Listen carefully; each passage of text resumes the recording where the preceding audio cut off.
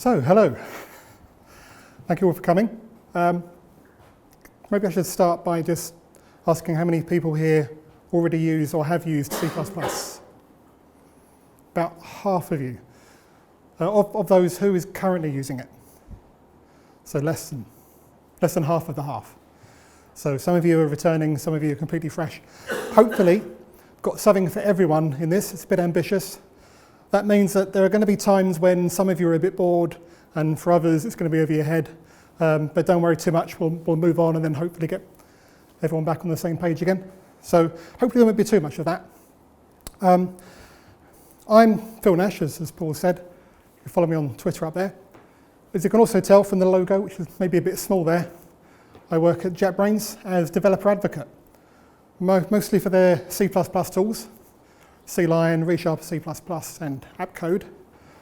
I'm also getting into a bit of Kotlin native at the moment as well. So if you want to know any more about that, you can always speak to me afterwards, because we're not going to be discussing that anymore tonight, although you will see C-Line in my demos. That's usually as much as I say about myself before I go into a talk. But because I'm speaking to mostly a new audience who don't know me, and I'm speaking quite exhaustively about C++ tonight, I should probably just establish who I am in terms of C++. So I've been using C++ since the early 90s, quite a while now. And most of that time it's been my primary development language, but I've used many other languages as well for comparison. And more recently, the last year or so, I've actually been a member of the C++ Standards Committee, so that the body that actually works to define and evolve the language going forward. So hopefully that establishes my credentials there. But also in the C++ community, I co-host a podcast. You can get stickers here, CPP Chat. And I even run my own conference because I got jealous of Paul, C++ on C. And while I'm here, it's my card if you want to take that afterwards. So that's me. Now, before we get into the meat of the material, just to explain this opening slide, talk a bit about cars. Anyone know what car this is? So this is the Oldsmobile Cutlass Supreme. Came out in 1989. Now, Oldsmobile actually go back to 1897, one of the oldest car manufacturers. And in fact, they were the first manufacturer to mass produce a car, even before Ford. Ford were the first to use an assembly line, but Oldsmobile were the first mass-produced car. So long heritage, been around for a long time. And through the ages, as technology has evolved, styles have changed, there have been sort of new designs of their cars, iconic designs sometimes. They've always been sort of held as quite a premium car, not necessarily high-end prestige or sports car, but just in the mainstream at the high end. Until somewhere around the 80s, they started to lose that position a bit. It's all US-based, of course. And so towards the end of the 80s, they were bringing out a new car, and they wanted to appeal to the next generation of car drivers. They knew they had to have a bit of an impact. So they came up with this advertising campaign. This is not your father's Oldsmobile. This is where the meme comes from. It all started back in 1989. It's a really clever ad campaign. There's actually a series of really funny TV ads as well that you can find on YouTube. I won't talk about those now. But it all comes back to this print campaign, say where the saying comes from. And although it was very clever, and actually a lot of people really liked the ad campaign, unfortunately it sort of backfired a bit. Because it turned out that the car itself wasn't that special. It wasn't particularly good, wasn't particularly different to what they had before. So there was a bit of a mismatch between the claims and the car. And some people started saying, actually, I think I preferred my father's Oldsmobile. So it backfired a bit, and perhaps partly because of that, accelerated the eventual demise of the company, or brand within GM, I think, at the time. So by the end of the 90s, they were gone. So that's where my title comes from. Notice that I've changed it a couple of ways.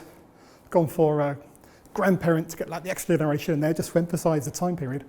Also a slight change from the published title. I went with grandfathers to match the Oldsmobile title, but And I thought, actually, maybe that's just a little bit unnecessarily sexist, so I've gone with grandparents instead. Maybe still a bit ageist now, but given how the ad campaign worked out, maybe not. But I had to be careful using a title like that. Given what happened to the company, this is a bit of a cautionary tale. So C++ also had a long history with plenty of high points, a lot of respect in the past, and then went through a period where it sort of went out of the limelight a bit and needed to appeal to a new generation of developers, once again, with something new. Is it going to suffer the same fate as Oldsmobile and actually just accelerate its demise into obscurity? Or will it actually reinvigorate its community? That's what hopefully I'll be able to answer by the end of this talk. So that's the setup there. So what we're going to do to start this is to go right back to the beginning. In fact, back to the dinosaurs. Actually, not really, just illustratively. We're going to do a brief prehistory of C++, the historical context that it came about in. I won't spend too much long on this bit, but I think it is important to see what the founding principles of the language were and why. So actually all goes back to 1957. Algol was the first of what we now call like the C family of languages. Actually traces back to Algol, going through CPL, BCPL, B, and then C. You can see Simula in there as well. Back in 1962, Simula was an object-oriented language.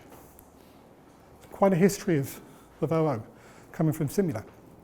And then what happened in the late 70s, a certain Bjarne Stroustrup was doing his PhD thesis, and he was using BCPL and Simula.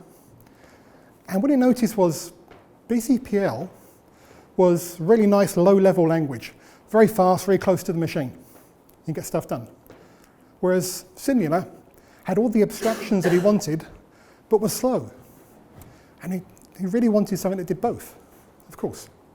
So shortly after his PhD, he started work on what he called C with classes, sort of basing now on C rather than BCPL, which is like a few generations on. That was proprietary work that evolved behind the scenes for a few years until in 1985, the first public release of what was now called C++. So it goes back to 1985. And because of that heritage, what he was trying to achieve, there are some very important principles the language is founded on. One is this idea of zero-cost abstractions. This is really what Bjarne wanted. Those high-level abstractions from Simula, but zero cost over doing the equivalent yourself by hand in a low-level language like C or BCPL. That was really important. And closely related to that, or part of it if you like, is this idea of you don't pay for what you don't use. So zero cost where possible, but where there is a cost, only pay for it if you actually use it. So really they're the two core principles of the language that still stand today. There are others as well, but they're really the core ones. There's a few places in the language where these principles aren't really met. And there's a few around the edges as well where maybe they're not met all the time. But some of those, they're still being worked on today. And right towards the end, we'll come on to some future proposals where we're hopefully going to plug those final gaps. So that started in 1985. The language was continuing to evolve. And in the 90s, a committee formed to start standardizing the language until in 1998, we got the first standard version of C++, which we now know as C++ 98. So C++ 98 had all of those OO features that we know and love, that we now see in lots of other languages. Classes, using inheritance, polymorphism, encapsulation. We can have another debate about whether you need all of those things to do OO, that's a different talk. But it certainly had them all. But then it had a lot of other features which were either uniquely C++ or there's a very specific C++ take on them. Exceptions and inline functions, overloaded functions. Templates, of course, became a really big part of C++, particularly in the late 90s. Initially just meant to be a form of generics, but later it was discovered you can actually use it as a full Turing-complete metaprogramming language. And in fact, a lot of later C++ evolution has been trying to make that part of it simpler. We're not going to talk too much about templates tonight. That's a big topic in its own right. There's lots of other features in the language, but there's one other one I do want to draw attention to, but it's often overlooked. It's a very small feature, really, but I think it's really fundamental in the shape of the language, the consequences of it being in the language, and constraints on the language as a result. And in some cases explains a lot of the complexity that people see when they come from other languages. And that is references. So I need to explain what references are, because it's a very overloaded term. Of course, many languages have something called references. Most of the time, that's not what C++ has. So start by talking about values. So all languages that I know of, at least, have variables that can be of primitive types, like integers. Most languages, you can create your own types as well. So simple value types as primitives are common to most languages. Now in C++, as inherited from C, and so many similar languages, you also have pointers. So if you have a value, you can get a pointer to that value, actually to an address in memory that holds that value. That's what the pointer is. And in C++, because it inherits it from C, you've got a lot of control over that. You can reassign it, you can set it to null, you can point to garbage memory and all sorts of things, all those problems that inherited from C. But then C++ also introduced the reference. So you could take a reference to an existing value as well, and in some cases it works very much like pointers. And actually under the hood, they are implemented as pointers, but you just don't have access to the pointer.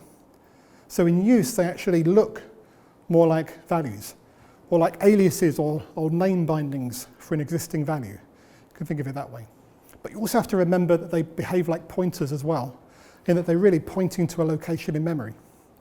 So some ways they're simpler than pointers, in other ways you have to be a bit more careful. So just to emphasize this, these are the properties that pointers have, and you can see that references only really, well, you can initialize them to a value, or to a reference to a value, but you can't assign them once they're initialized. You can't reassign them. You can't rebind that to any other value. Pointers actually have a different syntax, but you know when you're dealing with a pointer at the point of use, because you've got different syntax there. With references, they look like values after that point of initialization. Pointers, you can actually you can deal with the address, whereas references, that's completely hidden from you. And as we said, pointers can be pointed to null, whereas references, technically you can't. In practice, you can, but it's undefined behavior. You shouldn't do that, and you can usually safely assume that that can't happen. Whereas if you get a pointer from somewhere you don't know, you think, well, maybe I have to check this against null. With references, you shouldn't have to do that. So it seems like a lot of limitations, but actually it's these constraints that actually really make references more powerful, because you've got guarantees about them. You don't have to check lots of things. You can make assumptions about them, and you can use them in ways that would be more dangerous with pointers. But they have their dangers as well, particularly because they look like values in some cases. Another way of looking at it, these is if you introduce constness into the equation. So again, because of C++'s legacy through C, everything is mutable by default, but you have the const keyword. But const applies to multiple levels, so you can have a const value. So the first example, this is a pointer to a const value. The second example, it's the pointer itself that's const, whereas the value might be mutable. So you can't change what it's pointing to, but you can change the value. And the last example, you've got a const pointer, so you can't change what it's pointing to a const value, so you can't change the value either. So you've got all that flexibility, but also all that complexity. Because references can't be rebound, they're effectively const all the time, which means you've only got to worry about references to mutable, references to const, that's it. So that's a lot simpler. Don't have to worry about anything else. Now that all means that in the language we deal with values, we deal with pointers to values, and we deal with references to values. You've got to worry about all of those things. Now compare this to many other languages like, say, C#. As a particular example where you have values and you have references, or pointers, they're called references, but that's decided by the type. A type is either a value type or it's a reference type. In C++, a type can always be used as a value, and you can always get a pointer to that value or a reference to that value. So it's a little bit different. It's got its own complexities, but also its own flexibility and power. And then, of course, you've got the complications with constness at multiple levels.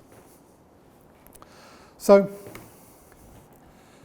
obviously, there's a lot more to C++ 98. I'm not going to go into all of that now. But after C++ 98, a few years later, there was a small change to the standard, revision that we call C++ 03. It came out in 2003. It wasn't really a new standard. It was just more of fixing a few things up, cleaning some things like, turned out that vectors, which is C++'s array type, it was not guaranteed in C++ 98 to be contiguous in memory. That turned out to be really useful, so they fixed that in the standard. Little things like that. So we don't really consider it a new standard, and we often talk about C++ 98/03 as if it's one thing, because no one really talks about C++ 98 anymore. But after that, not much happened for a while. In fact, most compilers took a long time just to catch up with C++ 98. But there was only one compiler that ever fully implemented C++ 98. And that wasn't even one that was used in the mainstream. The mainstream compilers never really did. And they got to most of it somewhere in the mid-early 2000s. So people in the industry got used to this idea that, first of all, compilers take a long time to catch up with standards. And then there was this period of stability when nothing was changing. And they got used to that. And then there was this talk of an upcoming standard, which we started calling C++ OX, because it was going to be coming sometime in the early 2000s. We just didn't know what the last digit was. We heard about a few things that might be going into it, but it was being delayed, Seemed like it was never going to come. Part of the reason for that, by the way, was they were trying to put a really big, ambitious feature in called concepts, which is a huge feature, really, really powerful feature, which affected every part of the language, or certainly the library. And so they had to redesign most of the standard library to accommodate it. And then right at the last minute, they realized they couldn't quite get it in. So they had to pull the whole lot out. And that took years just to take it out. So 2010 came and went. And so we joked that this must be hex. So we've got a few more years yet. And then briefly, we started calling it C++ 1x. And then suddenly, C++ 11 was here. And finally, we had a new language after really 13 years. We had C++ 03, but it wasn't really a major revision to the language for 13 years. And now we finally had a new release, and it was a big one. Completely changes the language. But was it too late? Would it be like the Oldsmobile ad, and really the grand claims of C++ 11, would they just actually hasten the demise of the language completely? Well, maybe that would have happened, because, as we said, people have got used to the stability of the language. They weren't ready to move on yet, and they knew compilers are going to be years to catch up. They knew. So people weren't rushing to get on C++ straight away, at least the people who were using it day to day. People like me who speak at conferences, we were using it, but it wasn't used from day one because it had taken so long. But a few things happened. The main one was Moore's law ended, at least on a single core. We went to multiple cores, and the future's parallel. That's a different style of programming. People are still catching up to that. So suddenly it became really important to get down to the low level again, close to the metal, while also getting these high-level abstractions. C++ 11 came at just the right time to capitalize on that shift. In fact, Herb Sutter, who's the chair of the C++ Standards Committee, also at this point now the head of C++ at Microsoft, He wrote a post called "The Free Lunch is Over," talking about the end of Moore's law, but also pushing C++ as the solution to this dilemma. They're all in. And this idea took off. People started using C++ again. New generations of people started using C++ again. And in particular, certain areas like HPC and finance and scientific computing, who were already heavily invested in it, started investing it even more.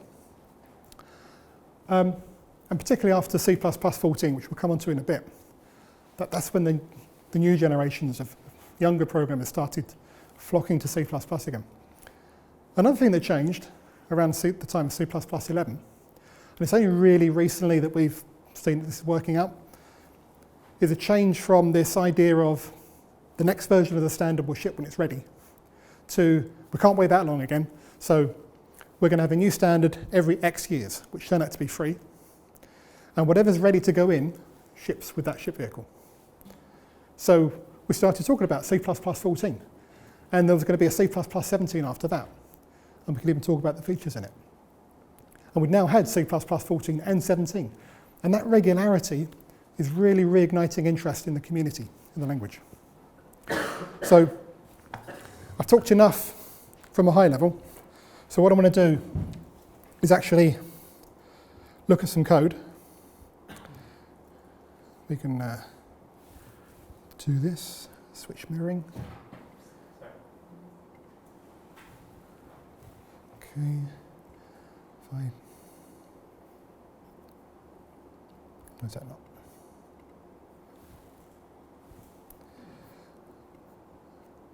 Ooh. It's because I need to do this. I'm going to create a new project, so let's call it very imaginative today. So this is C-Line, by the way. That's a backup project there. And that's better. Now I can do this. Right, is that readable? Yep. Excellent, right. So I should warn you, I've prepared these examples, but I've not really run through them yet. Anyone that's done live coding before knows that the secret to doing live coding well is to practice a lot. This will be my first practice. So if it all goes wrong, I'm going to go to my backup project instead, so don't worry too much. But I think this will be better if we can live code. So what I'm going to do, yes, this is where I should have prepared, but I need an extra file in that project.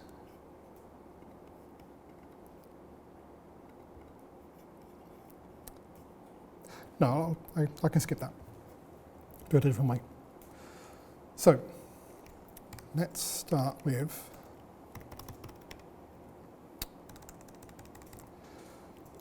I've also got a new computer, so what can possibly go wrong? Option 3. Got it.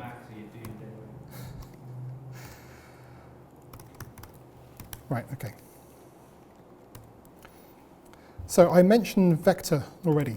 This is the array type in C++. By array type, I mean dynamic array type. We have the array type that we inherit from C, which is fixed size and very, very low level. So vector actually manages its own memory. So you've probably heard, if you've not used C++ before, C++ you have to manage all your own memory. Well, you do, except you get types to do it for you most of the time. And very rarely do you actually really manually manage memory. We'll talk about that a bit more in a minute. So vector is an example of a value type, which behind the scenes manages its own dynamic memory. So you can put as many things as you want in it. But we're looking at C++ 98 for the moment. This is how you would add things to a vector in C++ 98.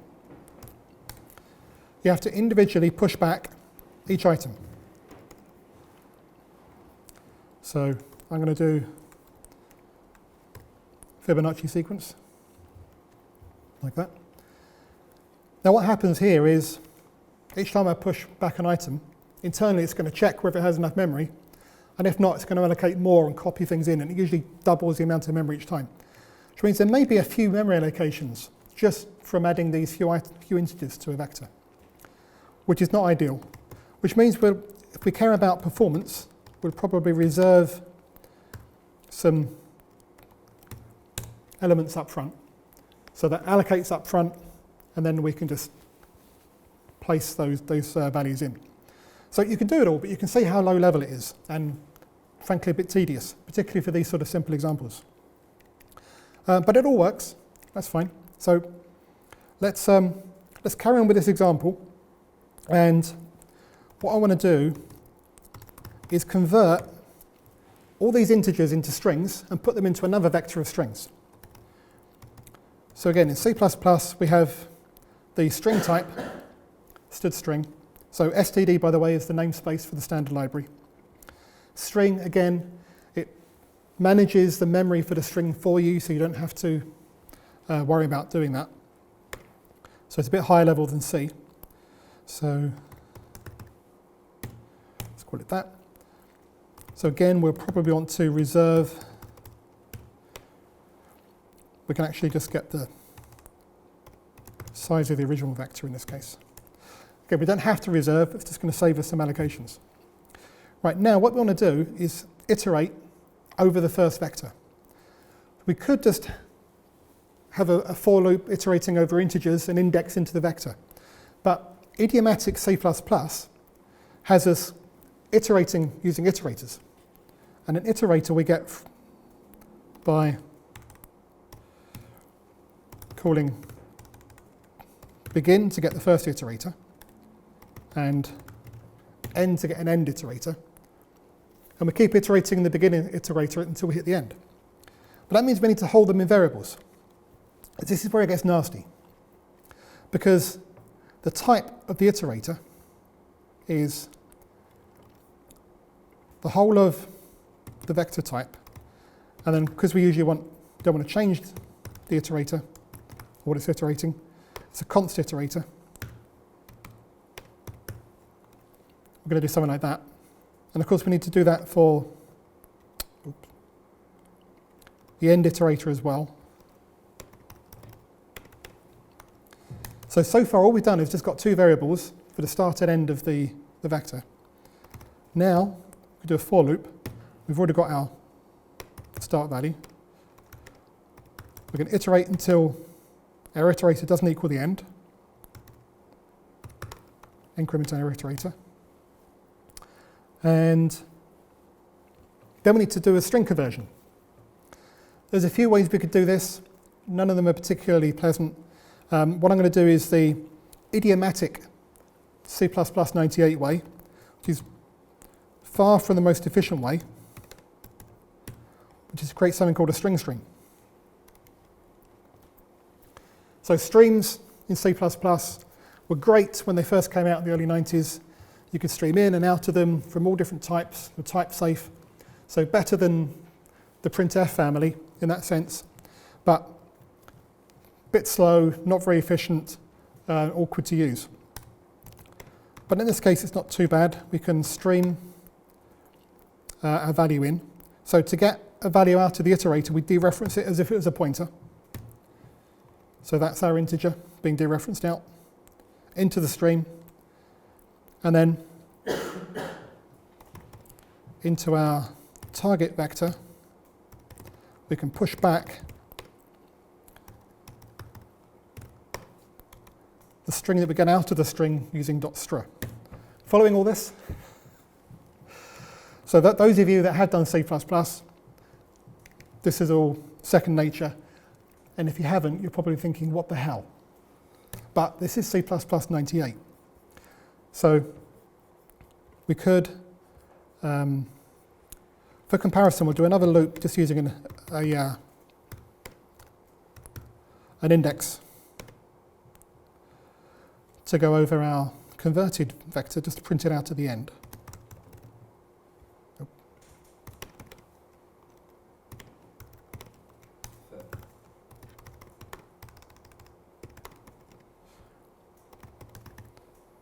So we can do it that way as well. Yeah. Sorry to break your flow, mate, but would you be able to put a load of sort of returns at the bottom just to move the code up to the top of the section? Yeah. Where it is at the below, it's sort of. Let's do better than that. See your shoulders. The stuff like at the Oops. top half of the file we can see, but not the. Can you see the other end of the table, Phil? Sorry? Can you see the other end of the table?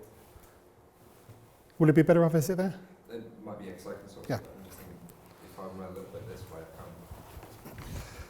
I Um, some might say at this point you're better off not seeing the code. But Oop.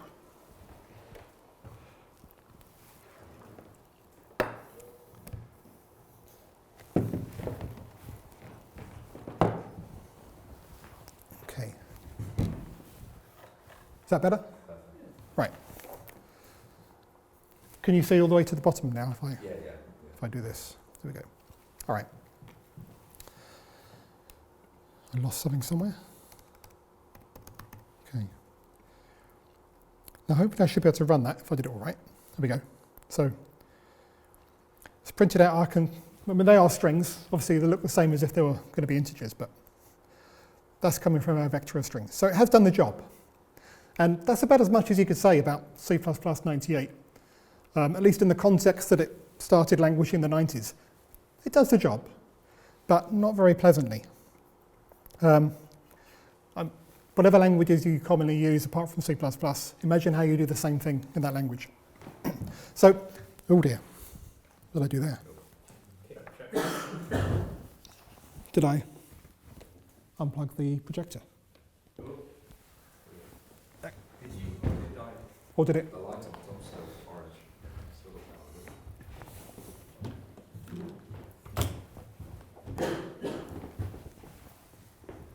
I think I just worked out what the red background was.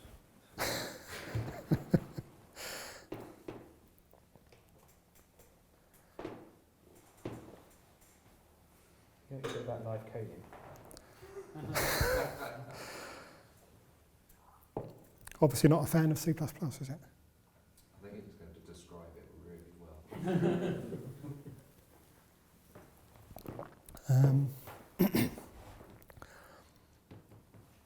If I put the font up really big, maybe you can just gather around. You show us one at a time. Yeah. So 90 minutes times. It's less obtuse. Oh, making noise.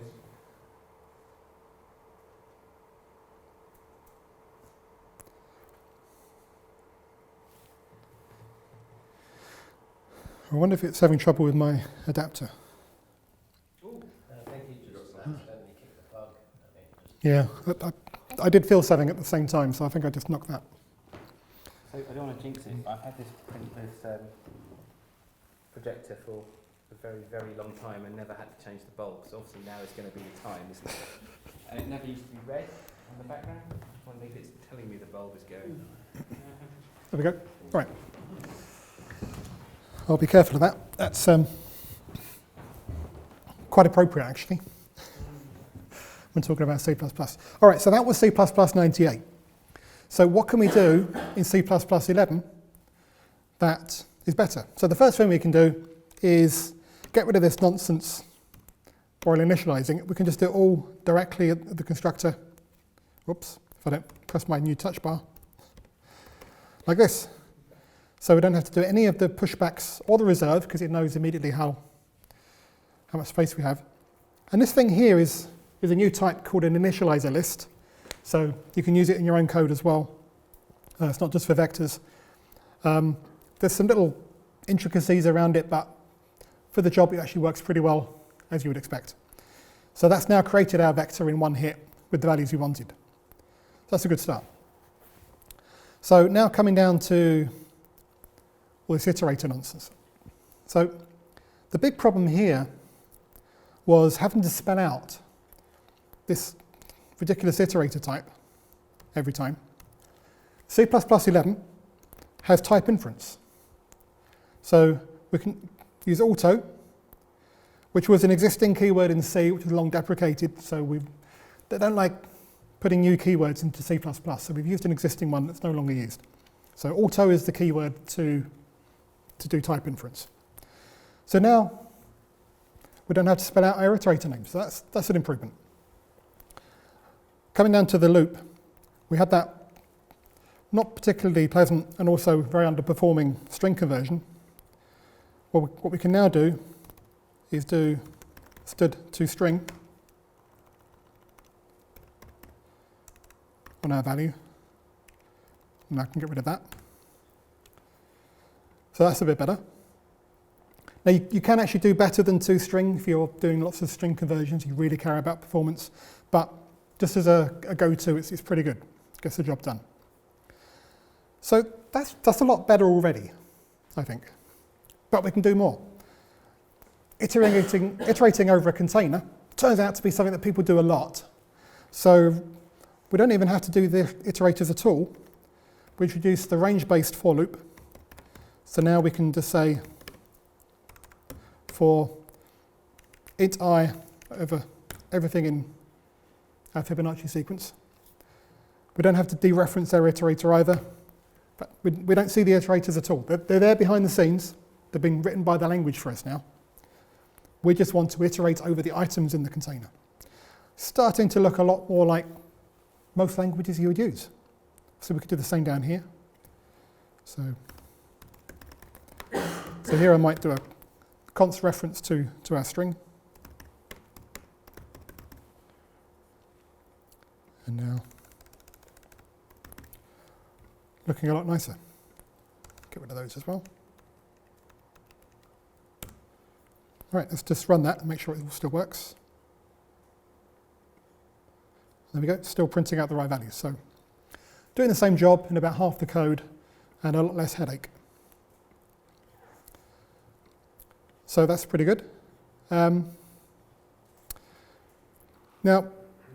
we can use type inference here as well, of course. And even here. But why would you want to? That's actually more characters than the int was.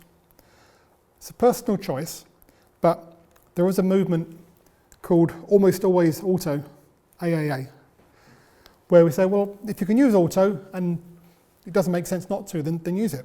So even though this is more characters than typing int, it actually gives us more flexibility. This now becomes generic code. So if we change the type of our vector up here independently, this code will all still work. So again, it's a personal choice, but I actually tend to follow the almost always auto. So it's starting to look a lot nicer. We're going to come back to this example a bit later, I think. Just double check here that we haven't missed anything. Nope.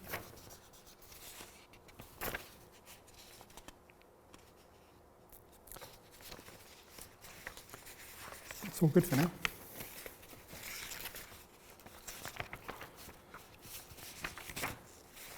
So I want to do another example with something else. I'm going to just put a comment there.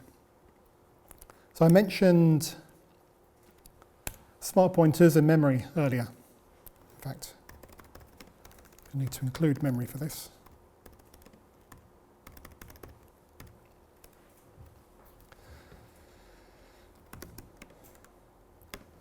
So let's create a class.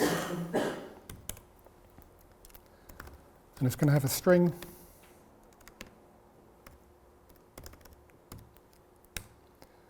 And a vector of strings.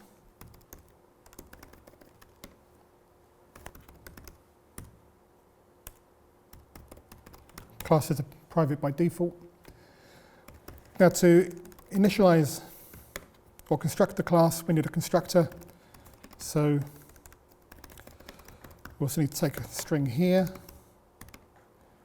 Again by const ref because that's more efficient. And maybe our vector of strings.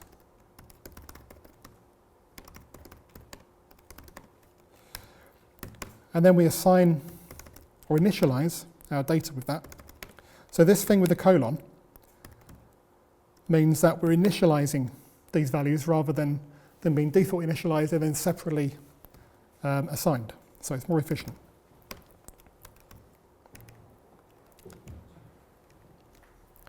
So again, this is all still just C++ 98.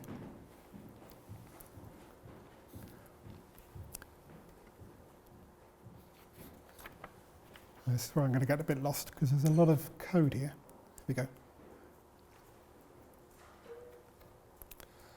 So we want to put some data in there. So first we're going to have to do is create our vector of strings.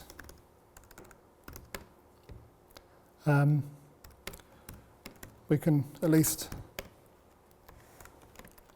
use our initializer list to allocate it. Now if we want to create an instance on the heap, well first of all I should say we can create a value of this type, like so.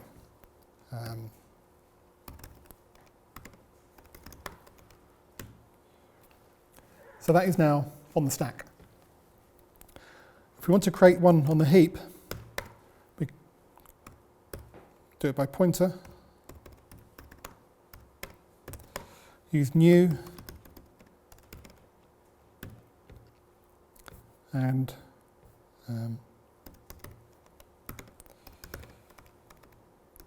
use the same data. By the way, you see these argument names popping up. If you've been wondering about that, it's a new feature in C-Line, in the beta version I'm using, that will automatically pull out the parameter names and insert them in your code for you, so that's not part of the language. All right, so we've created an instance of this type. We can now use it, if I can spell it right, by dereferencing. Although I haven't added any members, but we use the arrow operator. As I say, different syntax when using a pointer. But at some point, we also need to delete it. So there's that manual memory management. But I said that we don't really do that in C++. Because either we're using value types to start with, like the vectors, or using our own types on the stack. But if we do need to use the heap, we can get other types to manage the memory for us. And even C++ 98 had one of these so-called smart pointers, which is called auto pointer.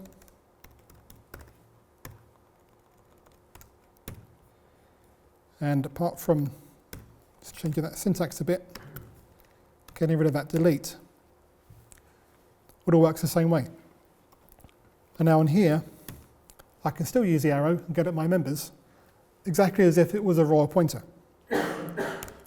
But now the memory is managed for me. So auto pointer was a good start, but it had a few problems. The main problem being it was trying to convey this idea of single ownership. So only one auto pointer could own the memory at once.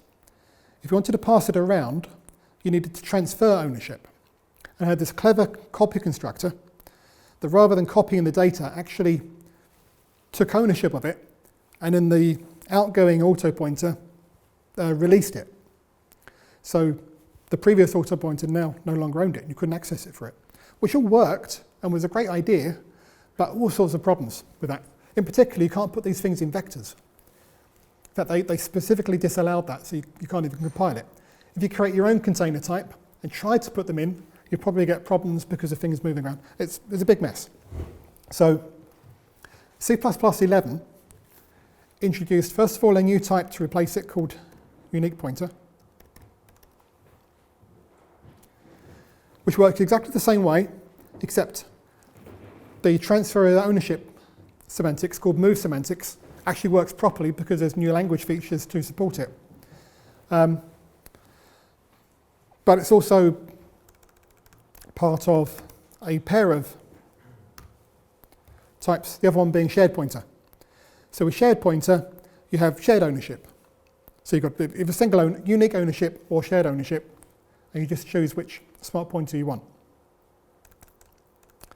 Okay. Now I did have an example to dig into that a bit more.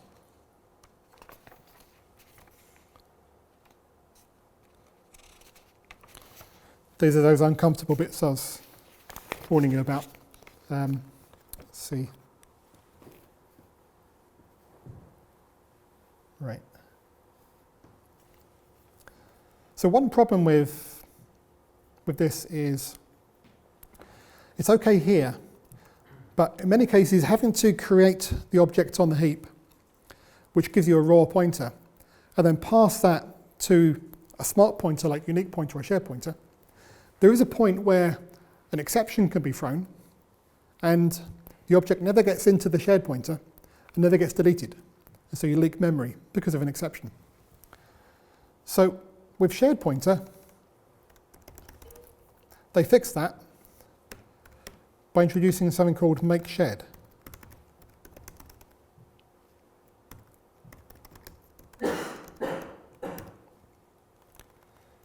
And now rather than using new, we just pass the value straight in. You can see that. So I'm basically using make shared instead of new. And that will actually return a shared pointer. So it's done the new and then wrapping it in a shared pointer internally.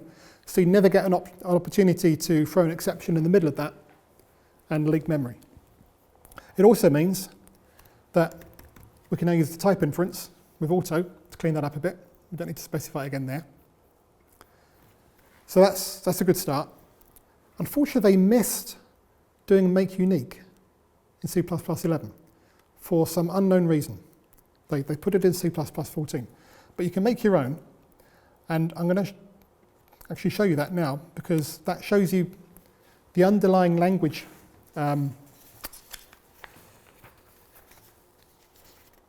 feature that they've added to make it work, and an additional problem with it. So where did I put it? Here we go. So it's a template, of course. So this is what a template looks like. So T is our generic type. And we want to return a unique pointer of T.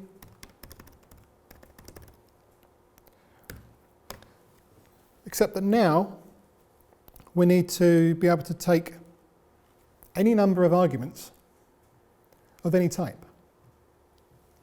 So we've already got a problem how we're going to implement this.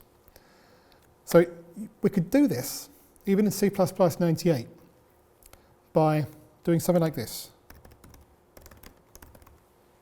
So let's say we've got arg1. We say arg1.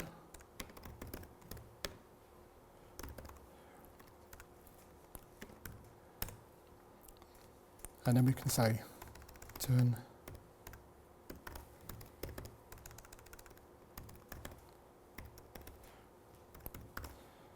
I'll tell you what, this gets a bit tedious, so I'm going to switch to my prepared example. Show you that instead. All right, so there's the example of make unique where you take no arguments. Now I commented these out because I'm not using them in this example, but what you need to do, this is C++ 98, is have an overload for every number of arguments. Each one is a template. So you can see the problem. You could do it, and we did for years. We suffered this sort of stuff. And that's just for 3 arguments. So I did one of these for 12 arguments. You can do some macro tricks to make it a bit easier. But also notice that they're all being taken by constref, which is fine for some types, but not for all. If you want to do this properly, you've got to get every combination of const and non-const as well. So it becomes a combinatorial explosion of types. So that's the first problem. Second problem is that passing by constref is not always the best way to do it either. So I'm not going to dig too much into this because it's a big subject in its own right. But those move semantics we talked about, that unique pointer has, applies to all types. And in this case, we introduce this new reference type with a double ampersand. If you have one of these, and it's a template type, it means you can either transfer ownership of the argument or pass a reference. It's a bit of a complex subject to introduce right now, so I'm just going to gloss over it a bit. But that's what all this standard forward stuff is doing. That means that for each of these things, it's going to do the right thing. Const, non-const, transfer of ownership, but we still have the multiple template types.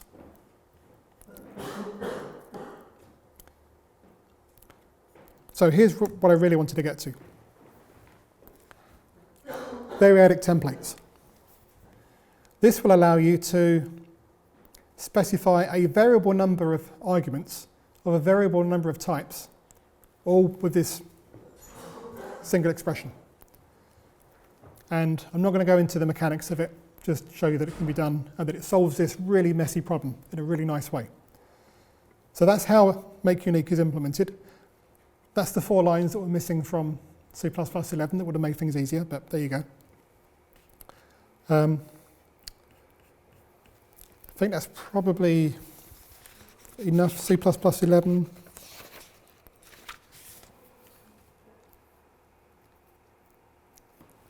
Yeah, we'll leave it there for now. Certainly the right place to stop for a break. Sorry? Certainly the right place to stop for a break. Well, I've just got a sum up slide for the C++ 11 bit, and then that will be a perfect place to stop, if that's okay. Yeah. Nope. Switch mirroring again.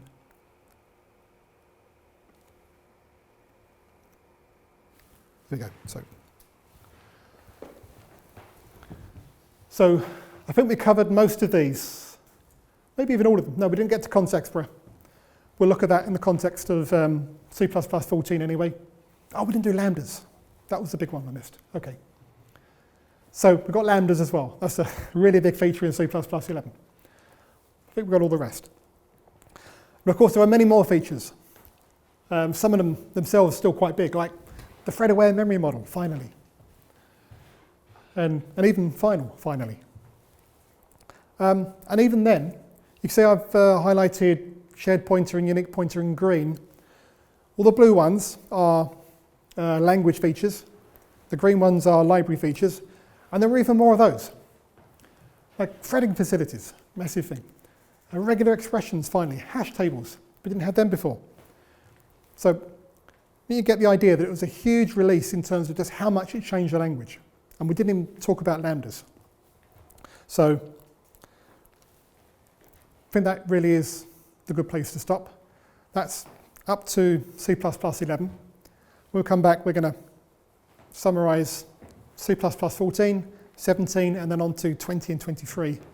Not in quite as much depth, you'll be pleased to know. So the very first example we looked at, with the vector of integers converting to a vector of strings, we got this far, where we were using a range-based for loop and toString. But actually, even in C++ 98, we could do it another way, which was to use a standard algorithm. To understand algorithms, you need to understand iterators. We talked a little bit about them, the begin and end. But iterators are really good because all of the standard containers have begin and end iterators. So any of the algorithms that work with just begin and end will work with any container, regardless of the type, because they're all generic.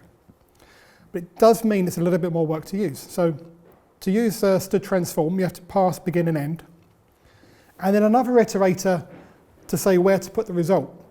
So that gets a little bit complicated. You need effectively a proxy iterator that will put the value in. That's what this back inserter does. Once you know that, it's simpler. And then you need somehow to specify the operation that it's going to perform on each element. And in C++ 98, there's really only 2 choices. Either a function pointer, so going really back to C, the way C would do it, or what in C++ we call a function object, which is really a class or struct that has an overloaded call operator. That's this operator parentheses. That means that given an instance of one of these classes, you can call it as if it was a function. But now, because it's a class, it can actually hold state as well. So in this case, we're not holding any state. We've just got this call operator that takes an int and calls toString within it. So we can pass an instance of that just to transform, and that does the job. So just in one line, we transform the vector of ints into a vector of strings. So pretty good. We could do that in C++98, but we had to write this extra class to do that. So C++11 finally gets lambdas, and now instead of that class, we can write all of this in line. So the square brackets of what we call the Lambda Introducer. This just tells the compiler next thing's going to be a lambda. There's another use for it we'll talk about in a moment. And then the rest of it looks like a function. You've got the arguments. The return value can be inferred, so you don't need that most of the time. And then just a function body. That's it, all in line. So really, you can think of that as like syntactic sugar for this thing. And here's the thing. In the standard, that's actually how it's defined. It basically rewrites the code for you, the compiler level, to a class or struct with a call operator. And having that mental model of how it works actually is really useful, because lambdas are really useful, but you can very easily sort of get out of your depth in actually how they're working in terms of memory and lifetimes and things. Knowing that what you're actually dealing with is a class with a call operator and maybe some state actually really helps you to reason through it. So as well as this stateless version, if we imagine that for each element we want to prefix our string with something else, like this prefix here, we can capture that variable inside the square brackets. So that as well as being a Lambda introducer, it's also our capture list. So if you've used a language that has lambdas or closures before, you'll know that because they don't have these differences with references and pointers and value types, things are either references or values defined by the type. You don't have to worry about this stuff. In C++ we do. We have to be explicit about whether we are capturing by reference or by value or not at all. There are some conveniences, like we could say, I want to capture everything by reference or everything by value. But it turns out to be much better just to be explicit. Here I'm capturing prefix, let's say by reference. And then we can use that within our function, because effectively it is just a member of our class that's been generated for us.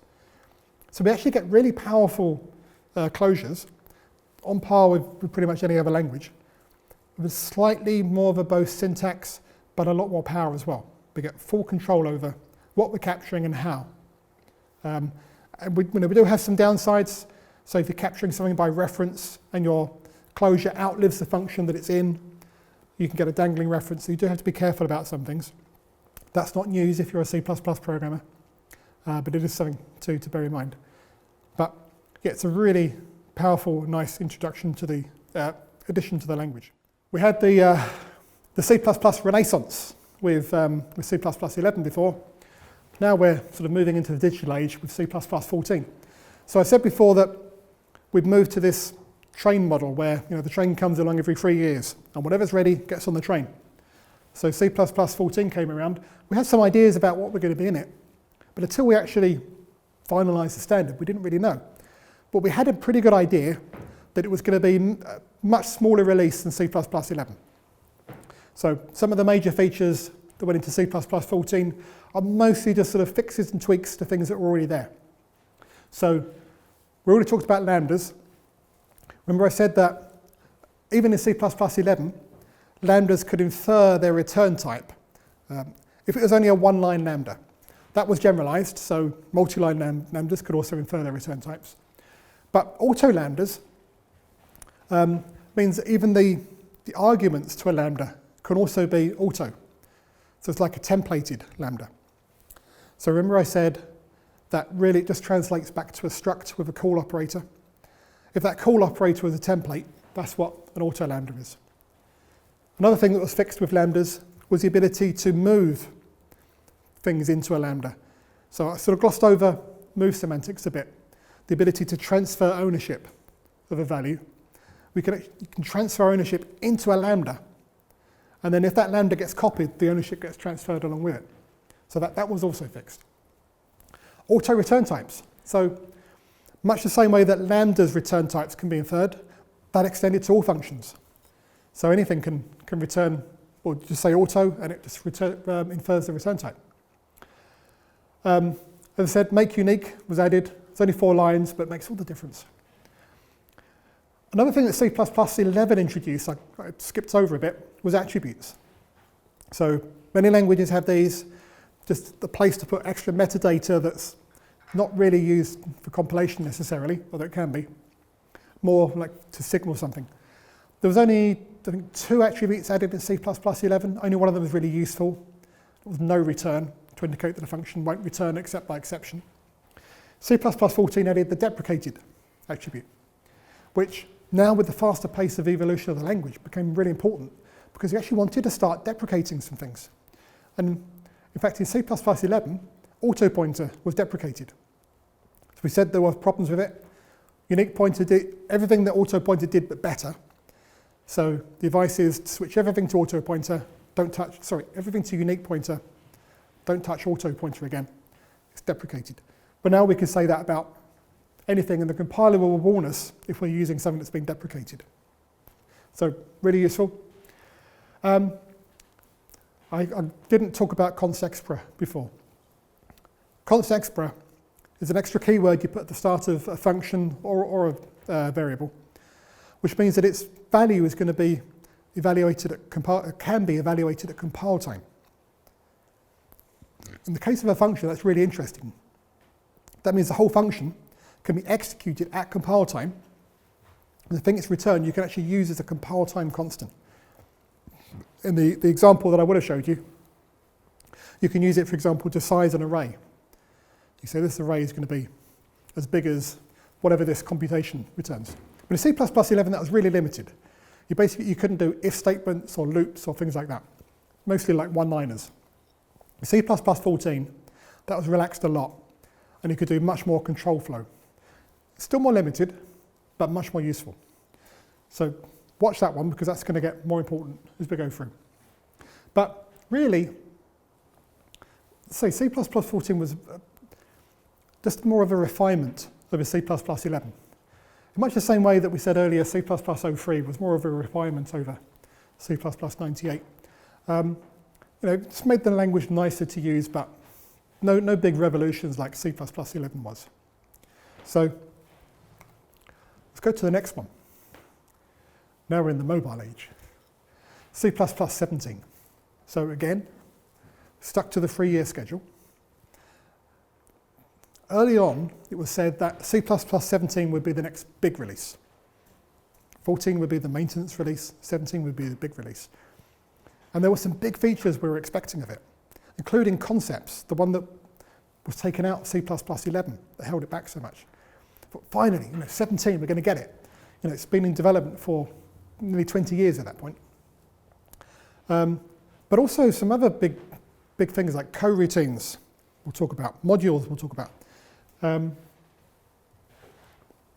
Ranges was the other one. We were expecting them in C++17. None of them made it. Not one of those that I just mentioned made it into C++17. And when that was announced, there was a lot of disappointment in the community because there'd been a lot of excitement before that. So the community being reinvigorated, new generation coming in, we've been promised all these grand things. Everything seemed to be going smoothly, and then we didn't get them. And there's a bit of a collective slump as we realised that maybe it wasn't going to be that big release after all. Turned out to actually be quite a big release anyway. We got so much that really changed the way that you do code that even without those big ticket items, this is actually quite a big release. So I think I will do some more demos to illustrate some of these. So let's come back to here. Oops, not that one.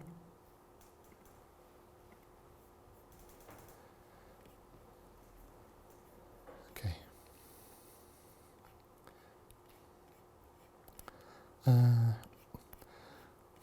we go. So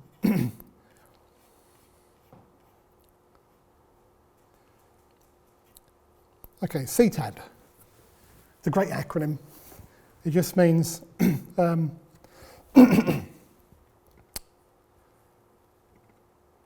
what does it mean?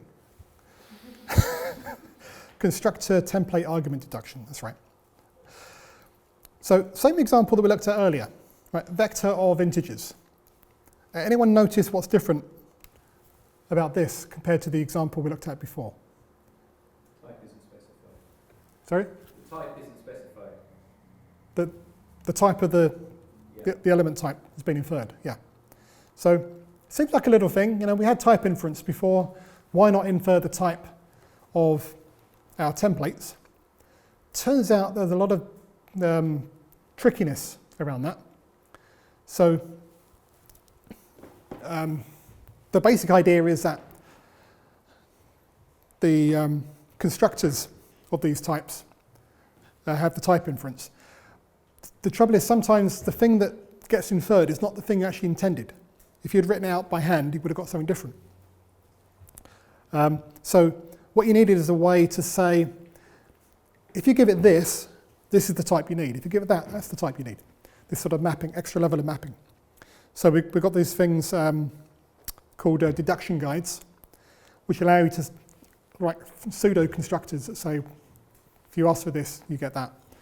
And that allows you to do all of this. So you almost never now have to specify template types unless you really need to do something different. So it makes things a lot nicer. Like in this one, the values are actually strings.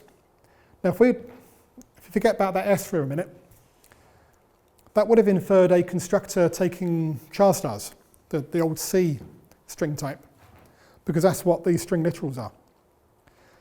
But this S is another new feature called, string literals. You can see the title up there. We have to import the namespace. But that's a generic mechanism for adding suffixes to any literal type, and you can call your own user-defined function that will return a value of your custom type. So a standard library has string literals and a few others. You can create your own. Also included, which I haven't got examples of, were literals for dates and times. Actually, just times so far, dates coming, which is actually really powerful. So that's the first part. Auto lambdas I mentioned. So now the argument type can be inferred. So that wasn't the one I wanted to show you after all.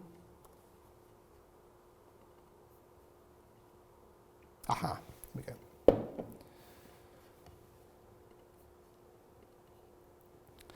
So we talked a bit about string conversions earlier, and we said we could do toString. That's great most of the time. If you do want to write your own version to make it more efficient, how might you do that?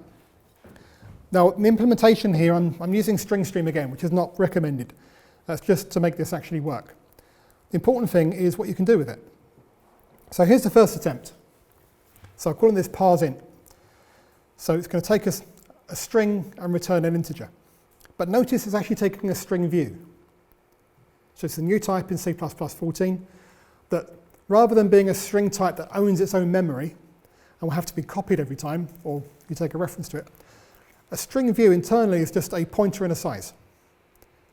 So you can point it at any existing string, whether it's a std string or a char star, some other frameworks string type, because they still exist as well, or even a substring of an existing string. So think about parsing. You've got a long string with little substrings in the middle. You can just take out a pointer and a length, but use it as if it was a string. So string view is really important. We don't need to take it by constref because it's just 2 words. It can fit in 2 registers, so it's actually more efficient to take it by value. But we need somehow to get a result out. We also want to say whether it succeeded or not.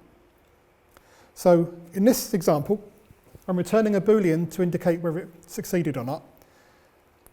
And we have to pass in an integer by reference to get the value out. Quite a common technique, but has some problems. I think I've got the code to invoke that somewhere. Here we go. So here's how you'd use it. So you create your integer, probably give it an initial value. We'll pass in a string, and then our integer by reference. Now normally you wouldn't be able to see from this signature that you're actually passing in by reference, and that's where the danger is. But C-line is actually helping us by telling us that here, so we can see the reference, but we wouldn't normally see that. So if we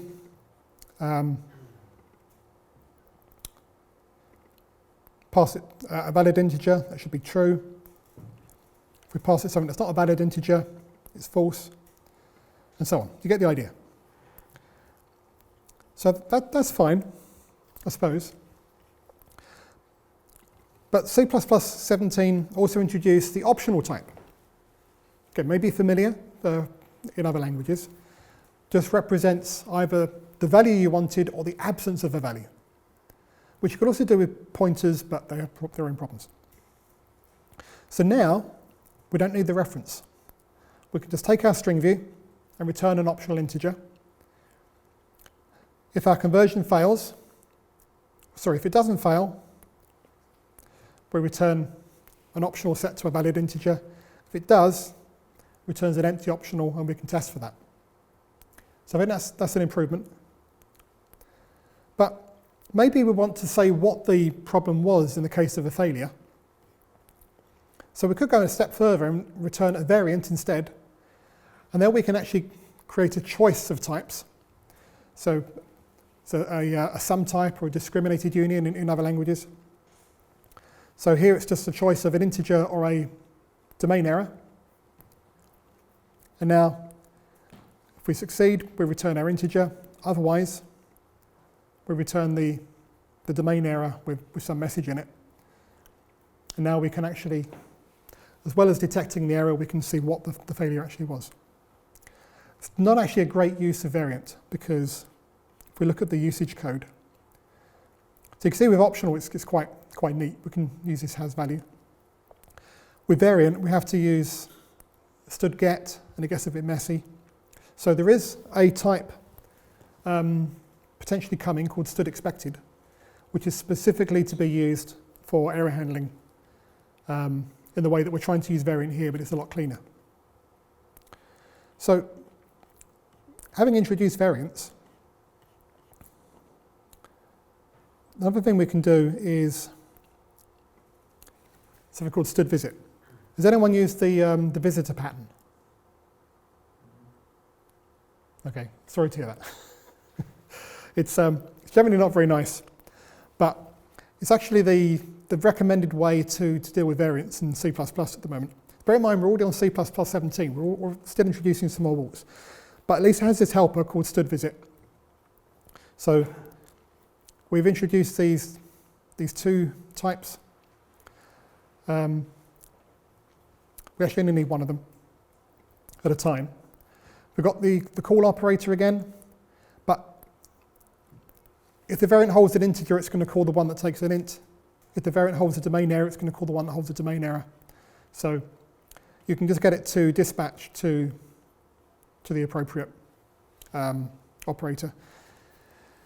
There's something coming in, I don't think it made C++ 20 in the end, so maybe it's going to get pushed back, but will actually allow you to do this all in line, which means you can say std visit, and then just have some inline lambdas, say if it's an integer, do this, if it's a domain error, do that. Starts to look a lot more like pattern matching. If you use a language with pattern matching, that's what you would expect to be able to use here. But that's where we are today. So, there was one more thing I wanted to show you. Oh yeah.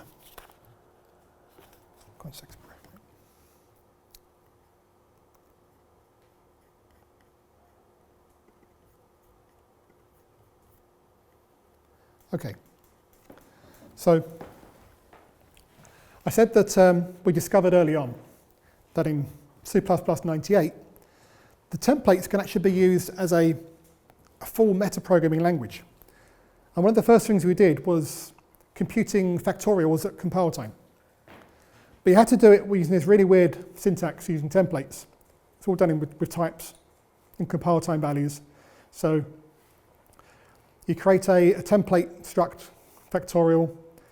We didn't have compile time integers and you had to use an enum to work around. But we basically recursively define our calculation. But we also need a terminating case.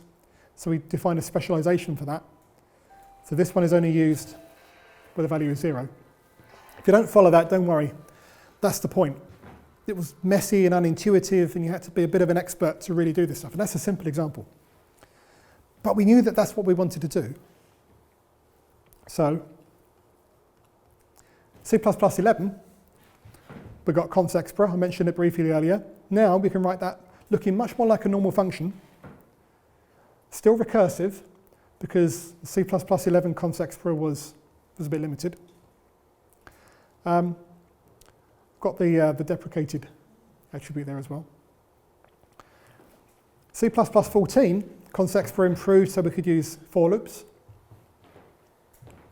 So we have that example as well. And in C++ 17, lambdas are const_expr by default. So now we've got a whole version of that example purely done in lambdas. It's an auto lambda, which is why we've got this decal type stuff here, so we can work that out. Because this is generic, because it's an auto lambda, this actually works with not just integers now. You can see I've got it working with doubles and potentially other things. And here's an example of using that as a compile time constant. So we can size an array that has to be known at compile time, just to show that it can be done. Here's what I really wanted to get to. Okay.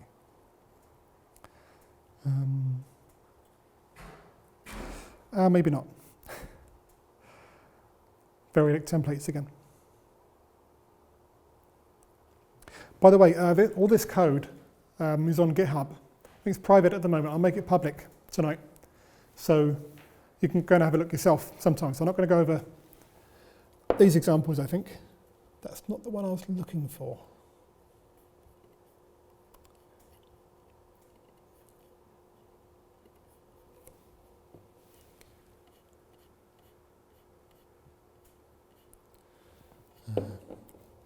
Oops. No, we'll come back to that.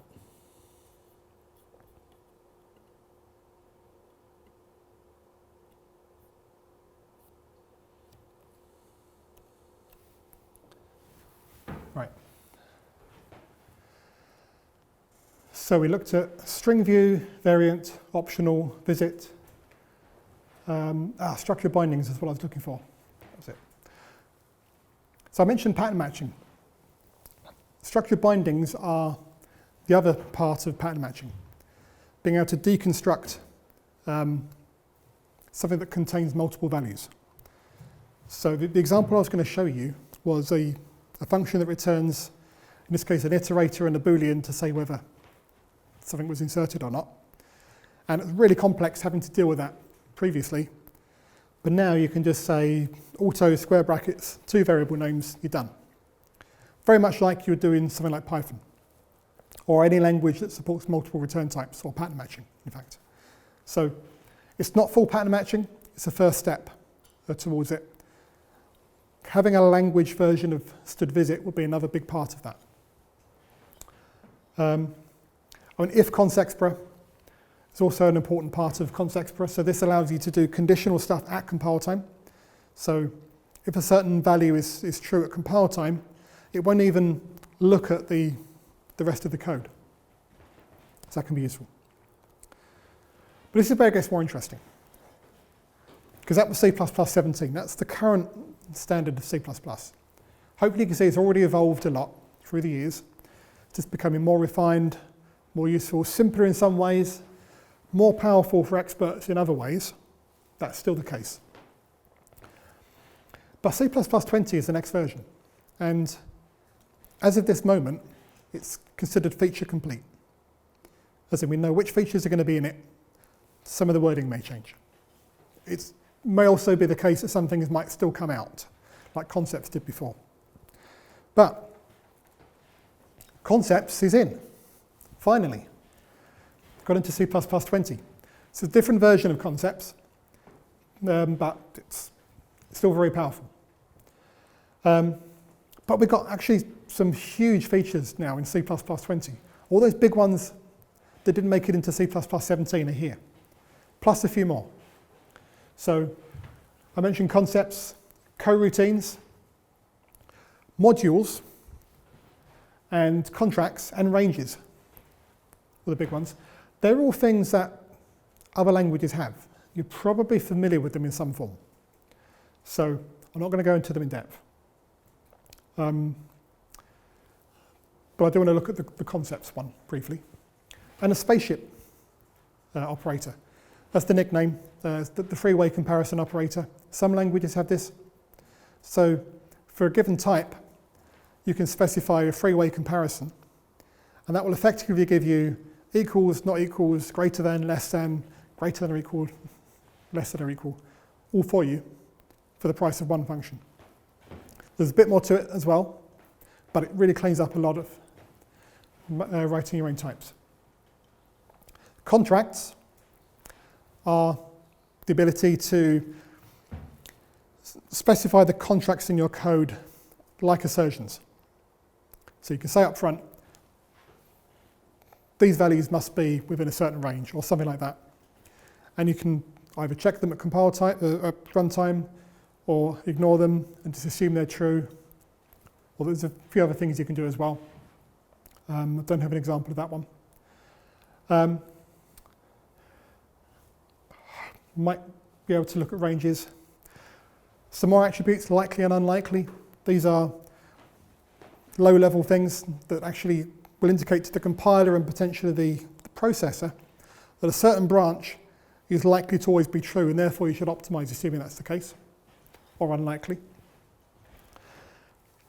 Const.expr now does almost everything, including allocating memory, exceptions, and I think they're the big additions. I think you can now do vectors and strings at compile time. So it's almost everything in the language. You can now do const.expr, which is huge. And even span. Span is like the equivalent of string view, but for just raw memory, arrays if you like. Just a pointer and a size. That took years to get right because they sweated the details, including how you define what a regular type is. So for span, if you have two spans that point to different areas of memory, happen to have the same contents, should they compare equal? Well, they discuss that to death, and they've come up with an approach that mostly pleases everyone. But yeah, it's tricky stuff to get right. So rather than going into code demos, I've actually got some slides with some code on for some of these examples. So, so this is a function, a template you might write. Don't worry about the details.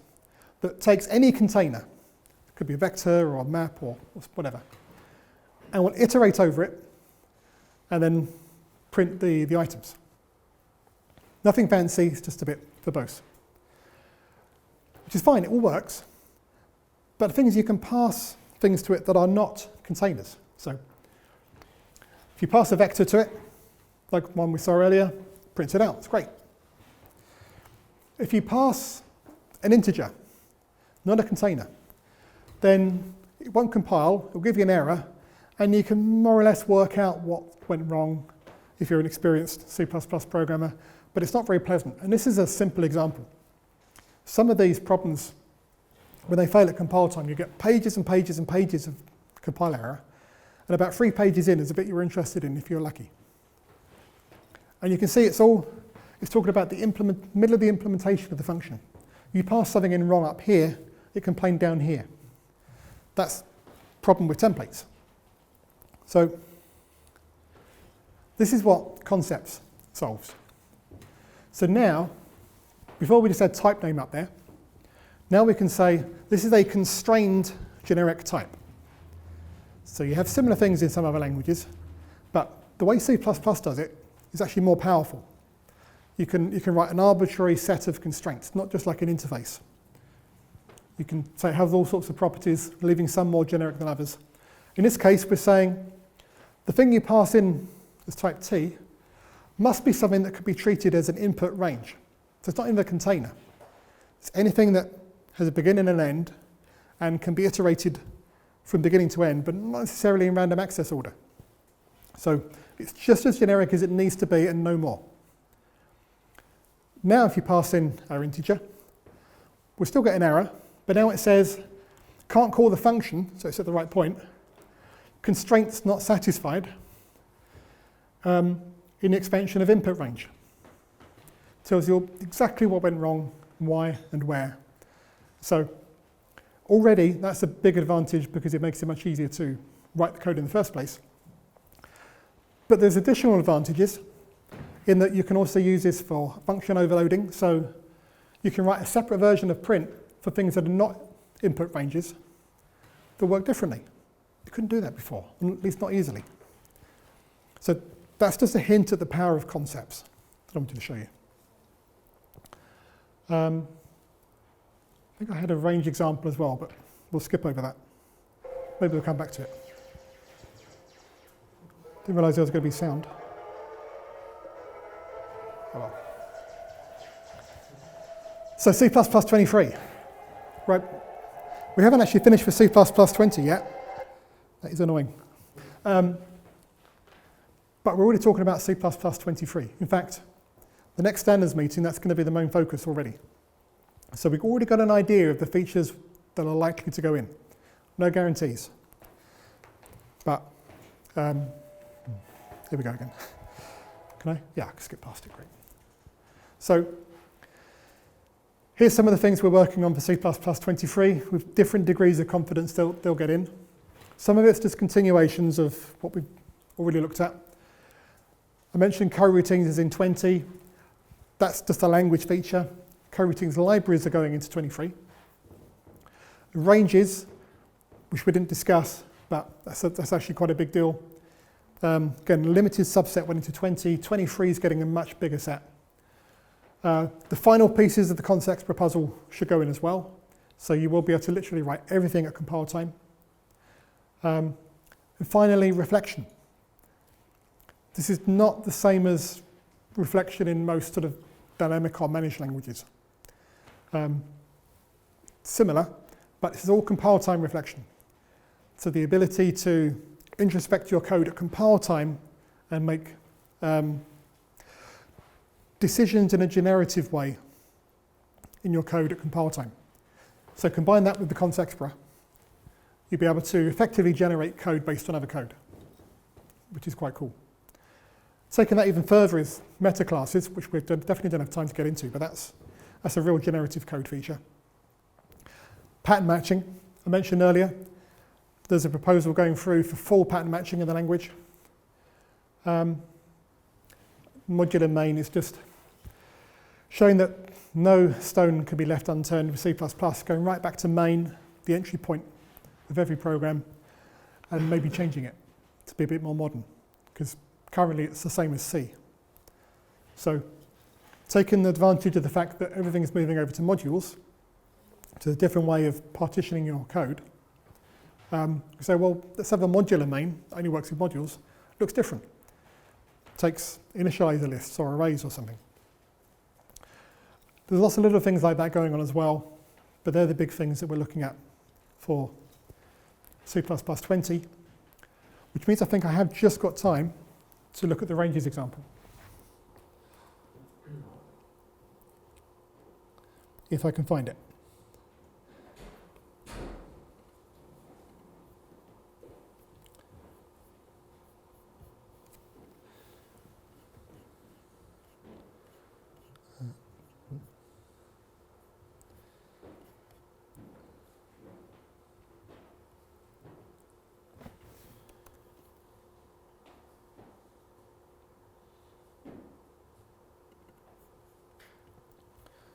I thought it was here. Okay.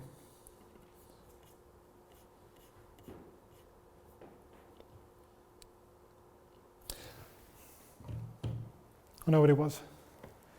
I wrote the code in another editor this morning. Didn't make it into this project. This was my example leading up to it. So I can actually talk through it anyway. But we start off with a vector of integers. And what we want to do is go through that and say, for every value in there, take the odd numbers. If it's an odd number, we continue on, square it, and then if it's more than 10, we'll only take those, and also keep a running total. And you have to do all of this imperative code, which is fine, but it's not very composable. If you want to change any of those things, you've got to dig right into the implementation. So with ranges, you can write each part of this as a separate expression and then compose them together. So if you've used something like link in C#, or pretty much any functional language or any of the functional-like languages, you'll be familiar with this ability to pipeline operations, compose them together. That's coming to C++. In C++ 20, that's already in. There was a talk that the guy that authored ranges did a few years ago at CPPCon, where he was demoing it, and you can find it online. And as his example, he picked this problem where you want to print a calendar out on the console. So just text mode. All formatted, like X number of months across, also nicely formatted as you might have on a wall calendar. And he did the whole thing using ranges with, I think there was one if statement, no memory allocations, and everything was composable and changeable independently. And it's just a work of art. You really should see the talk. Even if you don't use C++, it's worth watching it. So it's a shame I couldn't show the actual example, but hopefully you get the idea. So I think, gotta get used to this new laptop. We go back to, I think it's just the one more slide actually. It's back to there. So that means I've come in on time. That's the end of the talk, so thank you.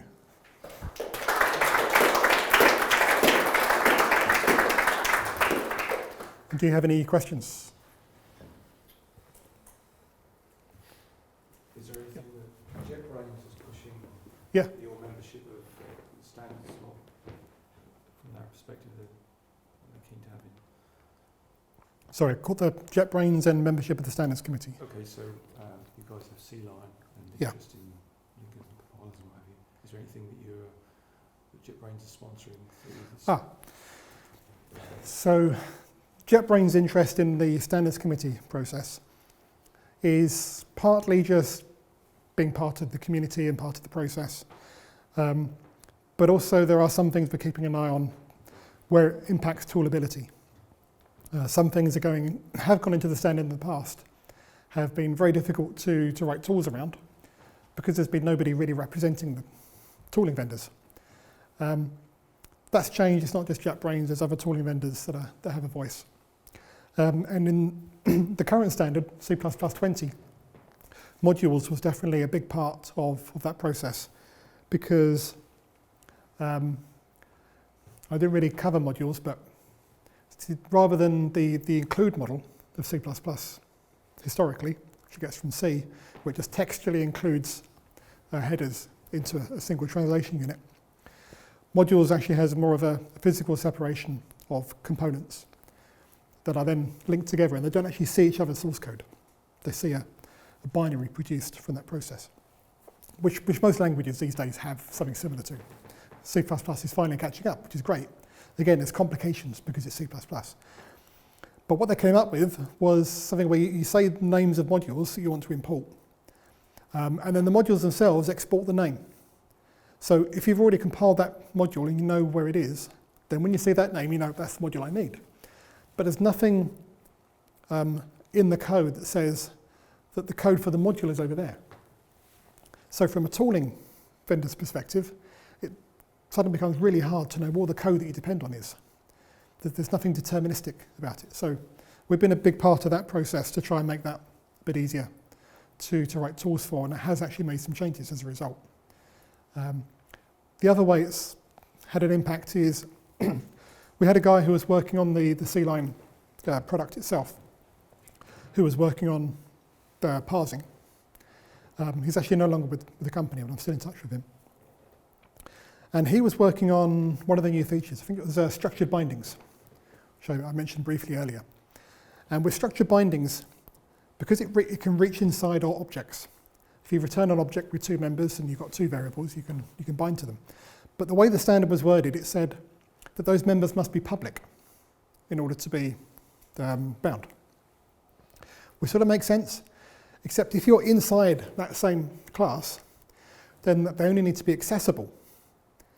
And he noticed this because he was actually writing the C-line code to parse this, and he thought that doesn't make sense. So he submitted a defect report, got it changed. So now it says it has to be accessible rather than public. So that was an improvement to the standard as a result of feedback because of writing the tools. So it sort of works both ways. Was there another question at the back? With Rust coming onto the scene, Yes. how is that impacting considerations inside C++ features? So Rust, really interesting question. I actually love Rust. I've been getting into it myself recently. Interesting thing about Rust is it was basically a lot of the stuff we were establishing in C++ by convention, particularly in the early 2000s and into C++ 11.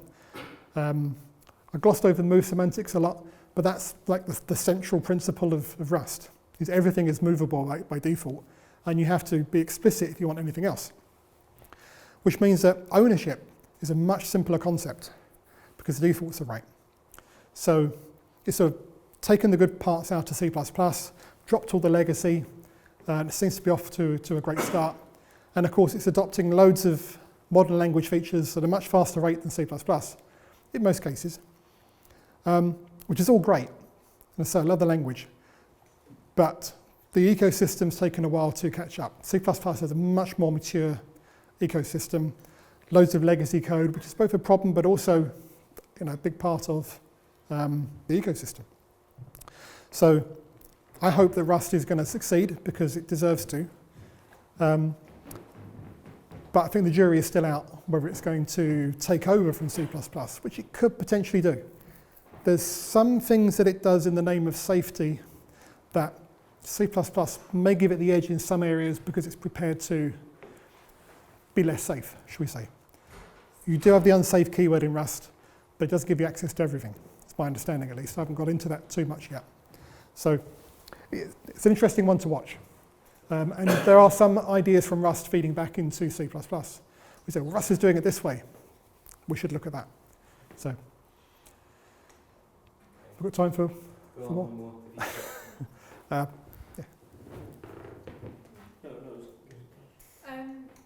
You touched on it a bit briefly with the other questions. I was just wondering if you could talk a bit about how you decide what features you're going to focus on for each new edition. So, like, for 22 or 23 is the next one, yeah. You've already decided what things you're focusing on, but how do you come to those decisions? How do you decide what's a priority, what's not? That's a really interesting question, and probably another 90-minute talk, but very, very briefly, the term design by committee is often used as a dirty word, but it can actually be a really good thing as well. In C++, I definitely see both aspects of that. So yeah, there's no one person, not even Bjarne, who's still an active member of the committee, or Herb Sutter, who's the chair. There's no one person that can dictate the direction of the language. There is now, as of a few years ago, a working group within the standards body called the Deduction Group that tries to set the overall direction. So we're generally trying to go over here, we're looking for these sorts of features, but it's still up down to the individual members collectively to follow that. And it all really comes down to getting people in a room, looking at proposals as they come in, and then voting on them. And trying to keep in mind that overall direction. Everyone talks, And I would say that I've seen recently, I've only been in the committee just over a year, but looking at what other people have said from before as well, that I'd say more recently there's been more sort of cross-cutting collaboration between different groups that previously weren't talking enough. There's now much more communication. For reasons that we don't have time to go into now, but yeah, I think they're making the most of having, actually there's even more people on the committee now than there've ever been before, like by an order of magnitude, I think. Putting them to good use. But yeah, it's a collective thing rather than anyone individually setting a direction. Does that answer the question enough? Okay. Thank you, Phil. Well, thank you very much.